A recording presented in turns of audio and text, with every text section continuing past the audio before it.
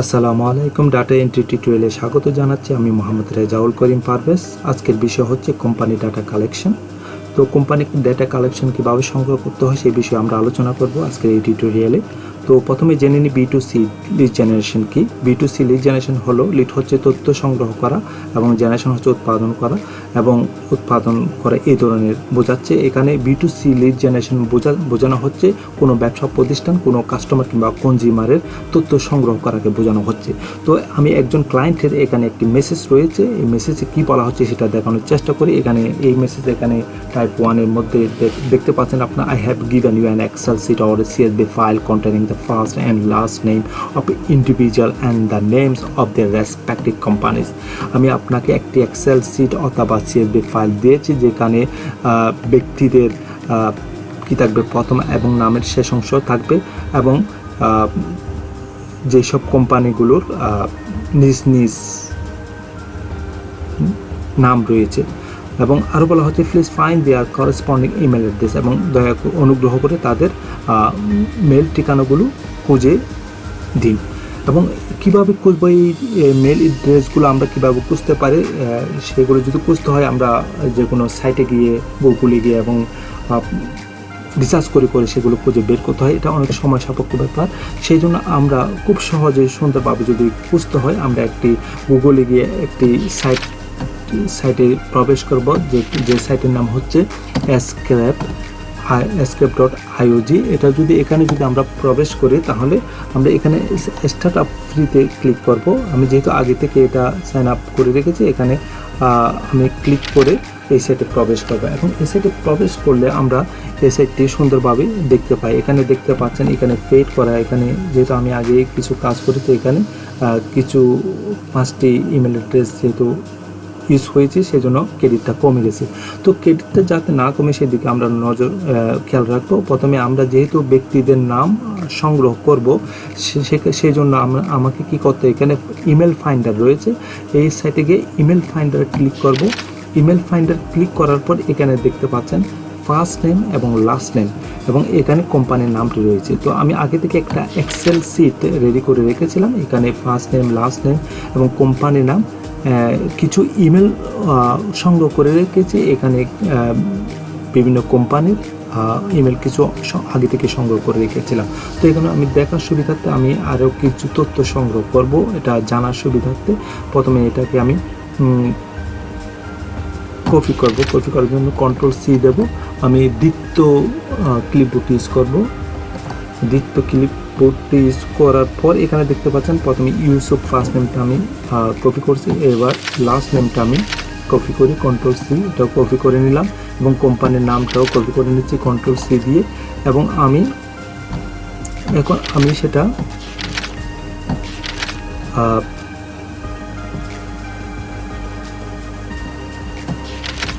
এই যে এখানে ক্লিক করব, এখানে ফার্স্ট নেমটা দিয়ে দেবো। প্রথমে first name Yusuf, double click করতে হবে ইউসুফ, এরপর লাস্ট নেমে আলী ক্লিক করলাম এবং কোম্পানির নেম হচ্ছে দারাস, কন্ট্রোল দিয়ে দিলাম। এখন যদি এই যে আপনারা দেখতে পাচ্ছেন দারাস, এই সফটওয়্যারটি কি হলো, ওপেন হলো। এখন এখানে ক্লিক করার পর এই সাইটটি চলে এসেছে। আপনারা দেখেন এখানে এই যে যেই ব্যক্তির ইমেল অ্যাড্রেস সংগ্রহ করতে চাচ্ছি তাহার ইমেল অ্যাড্রেসটি এখানে ওপেন হয়েছে। এখন আমি যদি এটা এখান থেকে কপি করি তাহলে এখান থেকে এই যে দেখতে পাচ্ছেন ক্রেডিট রয়েছে, এই ক্রেডিটগুলি আস্তে আস্তে কাটা যাবে এবং চলে যাবে। সে কারণে আমি এখানে কি করব, এখান থেকে কপি না করে জাস্ট এখান থেকে আমি কপি করার চেষ্টা করব। Ctrl+C দিয়ে এখান থেকে কপি করলাম এবং আমি যে আগে থেকে এখানে এক্সেল শিটে কোম্পানির নামগুলো নিয়ে রেখেছি এবং এখানে আমি Ctrl+V দিয়ে এই যে ইমেল অ্যাড্রেসটা এখানে পেস্ট করলাম। এখন আমি আরও কিছু তথ্য ওখান থেকে সংগ্রহ করব, এটা আবারও কপি করছি, Ctrl+C নিয়ে দিলাম এবং Ctrl+C দিয়ে আমি এটা কপি করলাম। এটা কি হলো, ম্যাথিয়াস। এরপর আমি এটা আরও কিছু তথ্য আমি এখান থেকে সংগ্রহ করে নিচ্ছি, কপি করে নিচ্ছি।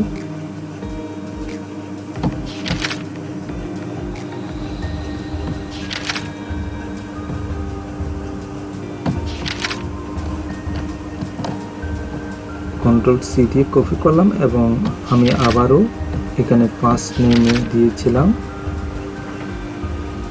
ম্যাথিয়াস, লাস্ট নেম হচ্ছে ওয়েন্ডি এবং কোম্পানি নেম হচ্ছে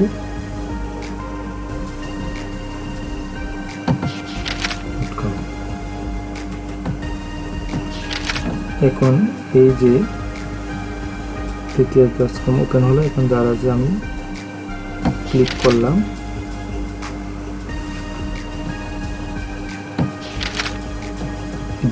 ডেসার এখানে ক্লিক করলাম। ক্লিক করার পর এই যে মেল অ্যাড্রেসটি এখানে ওপেন হলো, এটা আমি আবার কপি করে নেব। কপি করে আমি যে এক্সেল শিটটা ইমেল অ্যাড্রেসের অপশনে গিয়ে এখানে ক্লিক করে দেবো, পেস্ট করে দেবো। আমি এখান থেকে আরেকটি নাম সংগ্রহ করার চেষ্টা করব। এখান থেকে আরেকটি নাম যদি নিয়ে শেষের এটা নিয়ে নিচ্ছি, আমি কন্ট্রোল সি দিয়ে কপি করছি একবার, এরপর হুসাইন কন্ট্রোল সি, দারাজ থেকে কোম্পানির নামটা নিয়ে নিচ্ছি কন্ট্রোল সি, কোম্পানির নামটা নিয়ে নিলাম এবং সাইটে গিয়ে আমি আবার এখানে ফার্স্ট নেম যেখানে রয়েছে পর সেটা ক্লিক করলাম এবং লাস্ট নেমের মধ্যে রয়েছে হুসাইন এবং কোম্পানির নাম হচ্ছে daraz.com। দারাজ এখন ওপেন করবে। ওপেন করলে এখানে মেইলিং অ্যাড্রেসটা এখানে দেখা যাচ্ছে, তো এটা আবার কপি করে নেব। কন্ট্রোল সি দিয়ে কপি করলাম এবং এক্সেল শিট যেখানে আমি আগে থেকে পূর্বে থেকে মেইলিং অ্যাড্রেসটা অপশন রয়েছে সেখানে ক্লিক করে দেবো, কন্ট্রোল ভি দিয়ে ক্লিক করলাম। আমি জাস্ট এখানে আরও কিছু কাজ বাকি রয়েছে। এখানে আপনারা যারা data entry company data collection করা বোঝেন, হয়তো বুঝেন না কিংবা বুঝেন, যারা বুঝেন না তাদের জন্য আজকের এই টিউটোরিয়াল। তো কীভাবে ডাটা সংগ্রহ করতে হয় B2C এবং একটা প্রতিষ্ঠানের জন্য কাস্টমার কিংবা কনজিউমারের মেইলিং অ্যাড্রেসটা কীভাবে সংগ্রহ করতে হয়, আমরা এই সফটওয়্যারে গিয়ে আপনারা দেখতে পাচ্ছেন scrub.io সফটওয়্যারে গিয়ে আমরা তথ্যগুলো সংগ্রহ করতে পারি। এমনি যদি রিসার্চ করে তথ্যগুলো সংগ্রহ করা হয় তাহলে অনেক সময় সাপেক্ষ ব্যাপার। এখান থেকে আমরা কোম্পানির নামে সার্চে গেলে এখানে কোম্পানির নাম থাকলে সেখানে কোম্পানির নামগুলো তথ্যগুলো সংগ্রহ করতে পারি এবং এখান থেকে নিউ লিস্টে গেলে আমরা কোম্পানির লিস্টগুলো তৈরি করতে পারি। এখানে যদি আপনারা একটু ঘাটাঘাটি করেন অনেকগুলো অপশন সম্পর্কে জানতে পারবেন। যাই হোক, আজকে এই কোম্পানির ডাটা কালেকশন টিউটোরিয়ালে আপনাদেরকে আমি মোটামুটি বোঝানোর চেষ্টা করেছি কীভাবে কোম্পানির ডাটাগুলো খুব সহজে সংগ্রহ করা হয়। যাই হোক, আজকে এই পর্যন্ত। ভালো থাকবেন।